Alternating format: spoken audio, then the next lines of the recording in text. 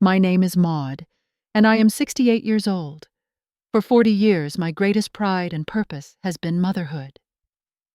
Until one warm Saturday morning when my 3 grown children sat around the breakfast table I had set and informed me as if delivering a well-rehearsed manifesto that they were adults and did not need me anymore. I took a sip of my coffee, nodded calmly, and right there at the table I took out my old tablet and began the process of updating my $400 million will. I watched the confidence evaporate from their eyes. Before I tell you about that fateful morning and all that led to it, I am curious to know where you are listening from. Are you at home, perhaps, enjoying a quiet cup of coffee yourself? Let me know in the comments. And if you would like to hear the journey of a woman finding her voice when everyone assumed her story was over, please hit that subscribe button. The house always felt too quiet in the early hours, before the sun properly warmed the old brick. That was my favorite time. I would make a single cup of coffee the way Robert liked it, strong and black, and I would sit at the kitchen nook, the one with the view of my garden. That garden was my masterpiece. Every rose bush, every herb plot, every stubborn patch of lavender was planted and tended by my own hands. It was a living, breathing thing I had built from scratch after Robert passed. It was chaos turned into order, something fragile made strong. That is what I told myself I was doing all these years, turning the chaos of loss into order for my family. Robert was a lawyer, a thoughtful and quiet man who saw the steel in me long before I did. He handled our money, yes, but he insisted I sit beside him during every meeting with our financial advisor, Gerald. "This is your life too, Maude," he would say. "You need to understand it." So I learned about trusts and annuities and long-term investments. The family money which came from my side was not just sitting in a bank. It was working, growing quietly under Robert's and then Gerald's careful guidance. To the children, to everyone, we were simply comfortable. A nice house in a good suburb college, funds paid no obvious debt. The scale of it, the reality of that $400 million, was a secret we kept. Robert said wealth like that was a responsibility, not a toy. I believed him. When he died of a sudden heart attack 12 years ago, the ground fell away. David was 33, Chloe 30, and Ethan just 26. They were adults in the legal sense, but in my grief, blurred eyes, they were my children who needed their mother. So I poured everything into that role. I became the central station for the family. I babysat David's girls, Sophie and Lily, 3 days a week, so his wife Amanda could go back to work. I never said no. I hosted every Thanksgiving, every Christmas, every Easter brunch. I remembered all the birthdays, sent cards with checks for the grandchildren, and listened for hours when Chloe called stressed from the cutthroat world of corporate law. And Ethan, my sweet, stumbling Ethan. There was always a new venture, a can't-miss opportunity. A few thousand here for startup costs, 10,000 there to cover rent while he built his brand. I gave it every time. I told myself it was an investment in his happiness. The hope was a tangible thing in my chest. It was the hope that this constant giving would be the glue, that the sheer force of my availability would keep us all connected, a tight-knit unit against the world. The inheritance, I thought, would be my final grand gesture of love, the ultimate safety net for them and their children. It was something to look forward to, a last act of mothering from beyond the grave. About 6 months before that breakfast, Gerald had called. His voice, always kind, held a note of professional concern. "Maude, it's been a while since we reviewed the estate plans. With the market shifts and, well, just life. It might be prudent to have a chat." I had brushed him off. "Oh, Gerald, everything is fine. The children need me right now. It's all so busy." There was a pause on his end, a soft sigh I pretended not to hear. "Of course," he said. "Just remember the plans are for you. They should reflect your life." I hung up, looking out at my garden. My life, I I thought was them. What else was there to reflect? The distance did not arrive with the slam of a door. It crept in on soft feet, a series of small paper cuts that I kept bandaging with excuses. The phone calls from the kids grew shorter, more functional. They were less about sharing and more about downloading information, or more often making a request. My 67th birthday was a cold Tuesday in October. I had baked a small cake, a lemon chiffon, Robert's favorite. I set the table for 5, hoping maybe one of them could stop by. David called at 5:15. "Mom, I'm so sorry. Emergency appendectomy. I'm scrubbing in now. Happy birthday, we'll do something soon." The soon was vague, melting into the air. Chloe's gift arrived by courier at 7:30, a box containing an expensive cashmere wrap in a color I never wore. The card read, "Happy birthday, Mom. In meetings all day. Love, Chloe." Ethan did not call at all. It was 3 days later when he rang full of excitement about a new podcast idea, and only at the end did he say, "Oh, hey, was your birthday this week?" "Sorry, Mom, time just flies." I sat alone at the dining table that night, the cake untouched, the silence of the big house pressing in on me. My friend Eleanor, a sharp-witted widow of 2 years, came over the next day for coffee. She saw the cake still covered in its glass dome on the counter. She did not say a word, just poured us both a cup and sat down. "You know," she said, stirring her coffee slowly. "They have their own orbits now, Maude. David has his surgeries and his little girls. Chloe has her skyscrapers and her power suits. Ethan has his, whatever it is Ethan has. They're living their lives. I know that," I said a little too quickly. "That's what you raise them to do, to be independent." "Independent is one thing," Eleanor said, her eyes gentle but unwavering. "Taking you for granted is another. When was the last time one of them asked about your life? Not your availability to babysit or your opinion on a school district, but your life, your book club, your garden. That trip to Maine you always talked about with Robert." I opened my mouth to defend them, to list the small things, but the list was barren. The truth was a cold stone in my stomach. "They're busy," I whispered, the excuse sounding hollow even to me. "Maude," Eleanor said, reaching over and patting my hand, "you need to start living your life, not just facilitating theirs." The catalyst came a month later. Chloe came over on a Sunday under the guise of bringing files to review a property tax notice. As she was leaving, she turned her lawyer face smoothly in place. "You know, Mom, this house is a lot for you to manage. The stairs, the yard. I've been looking at some wonderful continuing care communities. They have fantastic amenities. We should schedule some tours, just to be proactive." Proactive. The word hung in the foyer like a death knell. It was not concern I heard in her voice. It was reassessment, relocation. I was no longer the family hub. I was a logistics problem to be solved. I managed a smile, told her I would think about it, and closed the door. I leaned against it, my heart pounding a frantic rhythm against my ribs. The walls of the home I had shared with Robert, where I had raised my children, seemed to whisper one word obsolete. The Saturday of the breakfast dawned clear and promising, a perfect late spring morning. I had gotten up early the way I always did and puttered in my garden, cutting a few early peonies for the table. I made a full spread blueberry pancakes from scratch crispy bacon, a bowl of fresh strawberries. I used the good china, the set with the delicate blue border that had been my mother's. A part of me, the stubborn, hopeful part, believed this could fix things. A homemade meal, a shared table, the alchemy of syrup and family memory, could bridge the gap that had grown. They arrived within minutes of each other, a coincidence that felt more like coordinated efficiency. David came in wearing a golf polo, already checking his phone. "I can only stay an hour, Mom. Tea time at 11.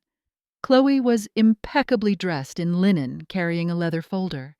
She kissed my cheek, her perfume a cloud of expensive citrus. "I have a conference call at 10, she announced as if to the room. Ethan was last, grinning, his energy always a little too large for the quiet kitchen. "Smells amazing, Mom. I'm starved."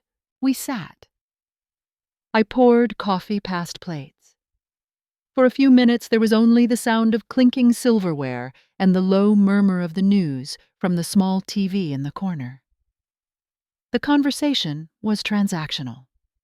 David talked about a golf buddy's stock tip. Chloe mentioned a difficult partner at her firm. Ethan launched into a detailed pitch for his latest venture, an app that curated artisanal jerky subscriptions. I nodded, made encouraging sounds, refilled coffee cups. The peonies sat between us, absurdly beautiful and utterly ignored. The shift began when I passed the syrup to David. "Sophie's ballet recital is next Friday," I said, trying to sound casual. "I cleared my whole evening. I wouldn't miss it for the world." David didn't look up from cutting his pancake. "Oh, Amanda's mom is flying in for it. She's got the front row seats covered. Maybe next time." A small dart, but it found its mark. "I see," I said quietly. "Well, Lily told me she has a soccer game on Saturday morning. I could come to that. Her team has a breakfast after," David said, finally meeting my eyes, his expression one of mild inconvenience. "It's just for parents and the kids, you know." I felt a heat rise in my cheeks. I turned to Chloe. "I was thinking maybe this summer we could all rent a house on the lake for a week. Like we used to when you were kids. The grandchildren would love it." Chloe put down her fork with a soft, precise click. "Mom, that's a lovely sentiment, but it's completely impractical. David's surgical schedule is booked out for months. My trial calendar is a nightmare.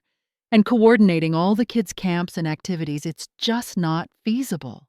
The dam of my patience, worn thin by months of quiet neglect, finally developed a crack. "Since when did being a family become about feasibility?" The words came out sharper than I intended. The table went still. David sighed the long-suffering sigh of a very important man. "Mom, come on, don't be like that." Chloe leaned forward, adopting her boardroom tone. "Mother, we are adults. We have our own lives, our own responsibilities. We are not children who need you to plan our vacations or monitor our schedules anymore." Ethan, sensing a tension he had not caused for once, chimed in, trying to lighten the mood, but missing the mark completely. "Yeah, Mom, she's right. We're all grown up. We don't need you hovering like you did when we were kids. Time to cut the cord, you know." Cut the cord. The phrase hung in the air, brutal and final. I looked at their faces. David's etched with impatient certainty. Chloe's cool and analytical, already moving past the emotional outburst to the next agenda item. Ethan's cheerfully oblivious, already reaching for more bacon. In that moment, I did not see my beloved children. I saw three strangers who had held a committee meeting and decided my usefulness had expired. The love I had poured into them for decades had not created a bond. It had created a dependency they now resented and were proudly casting off. The cold stone that had been sitting in my stomach since my birthday turned to solid ice. The silence that followed Ethan's words was profound. It was not a peaceful quiet, but a vacuum sucking the warmth and the smell of blueberries right out of the room. I could hear the frantic beating of my own heart in my ears. But a strange thing happened. As I looked at their expectant faces, waiting for my tears, my protests, my pleas for them to understand, the ice in my core spread, numbing the panic, crystallizing into a clarity so sharp it was almost painful. Robert's voice came to me then, not as a memory, but as a clear, calm thought in the center of the storm. "Assets are not for purchasing affection, Maude. They are tools to secure a future and to affirm your values." For 12 years, I had used the future he helped secure to purchase scraps of their time to affirm a value, my heart, my garden, my very self. And they had just told me the price was no longer worth the product. I placed my coffee cup down onto its saucer. The ceramic made a soft, definitive sound. All three of them flinched just slightly. I looked at each of them in turn, my gaze steady. "You are absolutely right," I said, my voice unnaturally calm, flat. "You are adults. You do not need me. I saw the first flicker of confusion in David's eyes. Chloe's brow furrowed the smallest fraction. Before they could process it, I reached for my tablet. It was an old device always on the kitchen counter, used for recipes, and the occasional video call with the grandkids. They watched bewildered as I entered a long, complex passcode. I opened an app they had never seen before. It was a plain gray icon with a small key symbol. Gerald had set it up for me. For emergencies, he had said, or for when you need to make a decision without anyone looking over your shoulder. My fingers, which should have been trembling, moved with a surgeon's steadiness. I navigated through several security layers biometric, another passcode. I found the document. Last Will and Testament of Maude Elizabeth Armitage. I touched the screen and an editee option appeared. "What are you doing, Mom?" Chloe asked, her voice laced with a new wary tension. "Updating my will." I said, my tone conversational, as if I had just announced I was going to check the mail. If you are truly independent adults, as you've just so eloquently stated, then you certainly will not be needing a $400 million inheritance from me. The effect was instantaneous and horrifying to behold. David's face went from confused to ashen. The color literally drained away, leaving his skin a sickly gray. His mouth fell open. Chloe's professional composure shattered. Her eyes widened, then darted from my face to the tablet screen and back, calculating, disbelieving. 400? What, Mother? What are you talking about? This isn't funny. Ethan was the first to move. He shot up from his chair, the legs scraping loudly against the hardwood floor. "Mom, stop. Just wait a second." I did not look up. I began tapping and swiping. I had reviewed the draft revisions with Gerald in theory. Now I executed them in practice. The primary beneficiaries, their names listed so formally, were selected. My thumb hovered over the field. With a few precise motions, I removed them. David Michael Armitage, Chloe Armitage Walsh, Ethan Robert Armitage. Deleted. I created a new primary beneficiary, the Armitage Foundation for Rural Arts Education. I specified the amounts, the structure Gerald and I had discussed. A modest trust for each grandchild, accessible only for education and health, administered by an independent trustee, not their parents. Small bequests to Eleanor, to my longtime housekeeper, Maria. It took less than 90 seconds. I could feel their panic radiating across the table, a physical heat. David was sputtering. You can't just do that. That's our money." "It was never your money, David," I said, finally looking up. My voice was still quiet, but it cut through his bluster. "It is, Mom, and I am choosing where it goes." I found the Send to Council button. I pressed it. A confirmation icon spun and then settled. Done. I pushed my chair back and stood up. My legs felt steady. I picked up my plate and my coffee cup. The breakfast was half-eaten, congealing on their fine china. "The breakfast was delicious," I said, looking not at them, but at the ruined meal on the table. "Perhaps next time you should cook for yourselves." And then I turned. I walked out of my own dining room, through the sun-dappled kitchen, and into the sanctuary of my garden, closing the French doors softly behind me. I did not look back. I could not bear to see the wreckage I had left, or the wreckage I had finally seen. The fallout was both immediate and protracted. My phone, left inside on the kitchen counter, began to vibrate within minutes. Then it rang. And rang. By the time I gathered the courage to go back inside 2 hours later, there were 17 missed calls and a cascading waterfall of text messages. David's were angry, demanding, full of legal threats he had no standing to make. "This is emotional blackmail. You are not in your right mind." Chloe's were a mix of shock and attempted negotiation. "Mother, we need to talk. This is a drastic overreaction. Let's discuss this rationally." Ethan's were pure panic and pleading. "Mom, I'm so sorry. Please call me. I didn't mean it like that. Please." I read them all, my heart, a heavy sore muscle in my chest. Then I powered the phone off. The silence was a relief. The first and most important action was not reaction, but deliberation. I needed my ally. I called Gerald from the landline in my study. "Gerald, it's Maude. I've done it. I initiated the changes we discussed, and I've just informed the children in rather dramatic fashion of the general outcome." There was a long pause. I could almost hear him adjusting his glasses, a habit of his. "I see," he said, his voice carefully neutral. "The system sent me the notification. Are you all right, Maude?" "Surprisingly, yes," I said, and realized it was true. The numbness was wearing off, replaced by a weary, clear-eyed determination. "But I need to see you, to make it formal ironclad, and to discuss next steps for me." We met in his oak-paneled office the following Monday. He had the draft documents ready. We went over every line. The Armitage Foundation would receive the lion's share. Its mission to fund arts programs in underfunded rural school districts was something I had cared about secretly for years, a passion buried under layers of motherhood. The trusts for the grandchildren were structured to be untouchable by their parents releasing funds only for tuition, medical needs, or a first home purchase after the age of 25. It was protection, not punishment.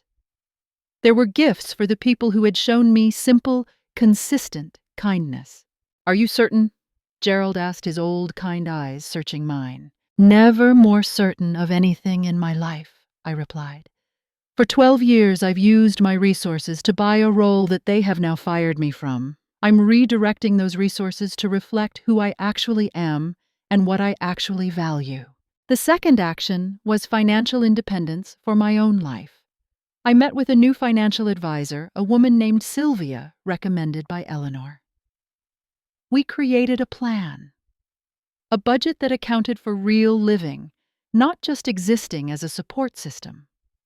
Funds were allocated for travel, for courses, for whatever I wanted. Sylvia helped me understand the cash flow from the investments, the comfortable, more than comfortable life I could lead, without ever touching the principle the children had assumed would be theirs. The third and hardest action was the confrontation. Not a screaming match, but a series of calm, devastating conversations. Gerald, acting as an intermediary, scheduled separate meetings at his office. He was present, a silent witness, a legal bulwark. David came first, still simmering with indignation. "She's lost it, Gerald. You have to declare her incompetent." "Your mother is of perfectly sound mind, David," Gerald said evenly. "Her decisions are legally unassailable and, in my opinion, morally coherent." I spoke then. "David, you told me you didn't need me. I heard you.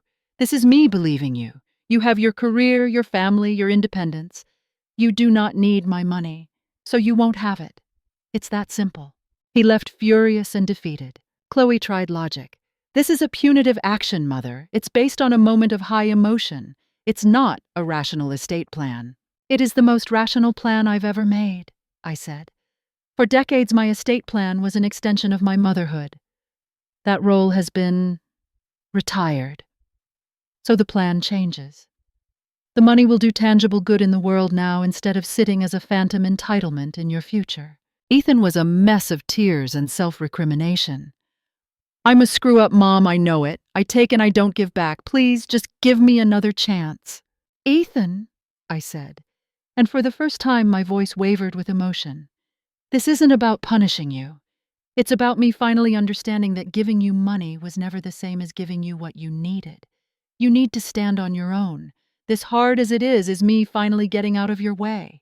Watching their confidence, that towering breakfast table certainty, shatter and reform into anger, bargaining, and grief was brutal. But it was also necessary. For the first time in over a decade, I was not managing their emotions. I was stating a boundary and allowing them to feel whatever they felt on the other side of it. The first thing I did with my new self-directed life was book the trip. Not to a lake house with a chaotic family, but on a river cruise down the Danube. Robert and I had dreamed of it, pinned brochures to a corkboard in his office. I went alone. I was terrified the first night sitting at a small table for two in the dining room, but by the second day, I had been adopted by a group of 3 widows from Florida who were traveling together. We shared stories over glasses of crisp Gruner Veltliner. We laughed at the clumsy attempts of the tour guide to flirt with us. I stood on the deck as we passed Melk Abbey, the sun setting the stone ablaze, and I did not feel alone. I felt like a traveler. When I returned, my garden had grown wild and joyful in my absence. I did not see it as neglect, but as exuberance. I started volunteering at the local library's children's program, teaching kids how to plant sunflower seeds in little peat pots. Their small, dirt-smudged hands and intense concentration were a better kind of medicine than any of my children's begrudging phone calls had ever been. The children in the aftermath began to move in different orbits, just as Eleanor had said. But now the gravity had changed. I was no longer the center they took for granted. I was a separate planet with my own atmosphere. Ethan was the first to make a real no-strings-attached approach. He showed up one Saturday with a bag of garden soil and a new trowel.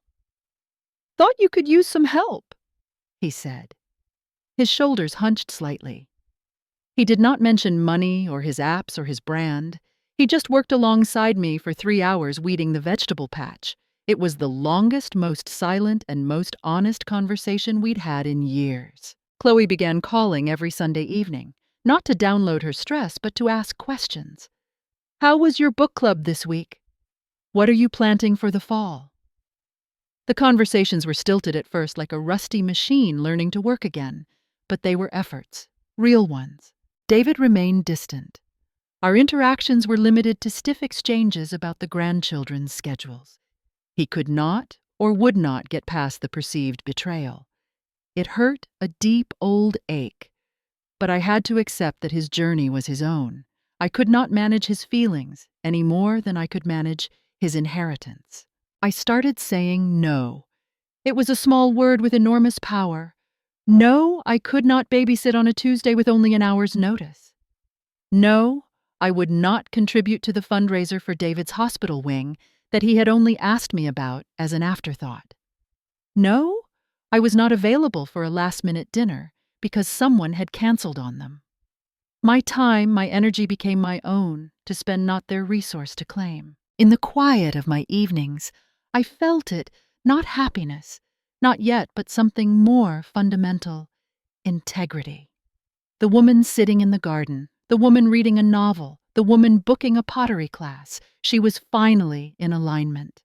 The person I was on the inside, the one who loved art and quiet and growing things, was no longer at war with the person I showed the world, the ever-available matriarch. There was a freedom in that unity, even when it was tinged with the sorrow of what was broken. A year has passed since that Saturday morning. The peonies have bloomed and faded and are now just green bushes again waiting for their next season. My relationship with my children has not magically repaired itself. It has transformed into something quieter, more respectful, and more real. It is no longer a given. It is a choice one we make in small ways every day. Ethan comes by most months. We talk about his new job, a real one with a paycheck at a small tech firm. He is proud of it, and so am I. Chloe visits with her daughter Emma, and they help me bake cookies. Emma calls me gardening grandma. David and I are civil, careful. The girls still come over, and I treasure that. The door is open, but it is a door they now have to knock on, and I decide whether or not to answer. This morning I am at the airport. My suitcase contains comfortable shoes, a new journal, and a well-worn guidebook to the hill towns of Tuscany. I am not going with a tour group. I am going alone to a small village where I have rented a cottage for a month. There is a local artist who teaches a course on the tradition of Italian garden design. I signed up. Sitting here at the gate watching the planes move like giant slow birds, I understand the lesson now. It was not about the money. The $400 million was just the starkest symbol. It was about agency. For so long I believed love was synonymous with self-effacement, that to be a good mother, I had to disappear into the role. But true love, I have learned, is not enmeshment. It is not dependency forged through sacrifice. It is the quiet, mutual recognition of two whole and separate people.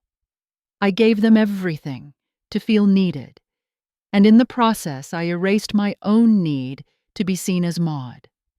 By reclaiming the authority over my own future, I finally taught them the last and most important lesson they would ever learn from me, that I am a person, not a function. Sometimes the greatest act of love is to let go, not of them, but of your need for them to define you. My flight is called. I gather my things. The future is no longer something I am leaving behind for others. It is an adventure I am walking into, one hesitant, curious step at a time. I wonder what seeds I will bring back from this trip, and what kind of strange, beautiful things they might grow into. If my story resonates with you, I would love to hear your thoughts. Have you ever had to redefine a relationship that once defined you? Where did you find the courage to plant your own garden? Please share your story in the comments below. If you found a moment of strength or recognition in my journey, please give this video a like. And if you would like to join me as I explore this new chapter, consider subscribing to the channel. Sharing this conversation with someone who might need to hear it would also mean the world. Thank you for listening, and wherever you are on your own path, I wish you the peace and courage to cultivate your own life just as you are meant to live it.